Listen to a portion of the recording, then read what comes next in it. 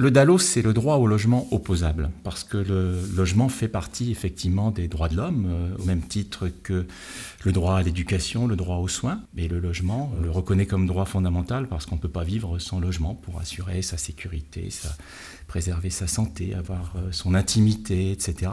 Et il est reconnu de longue date.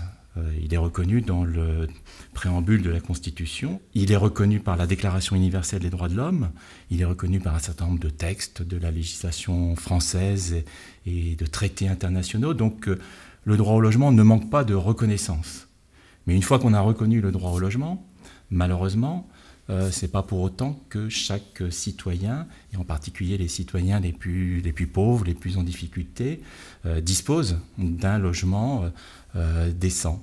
Et donc, c'est là qu'intervient l'opposabilité du droit au logement, opposabilité qui a été introduite par la loi du 5 mars 2007.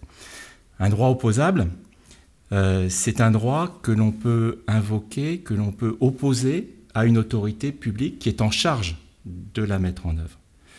Par exemple, sur l'éducation, qui est aussi un droit fondamental, on peut se tourner, si besoin, vers un tribunal si on rencontre des difficultés pour obtenir l'inscription d'un enfant à l'école.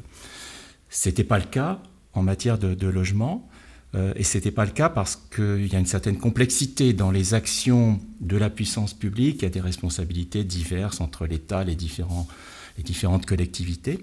La loi DALO, elle est venue poser la responsabilité en disant, à partir de maintenant, il y a un responsable, c'est l'État.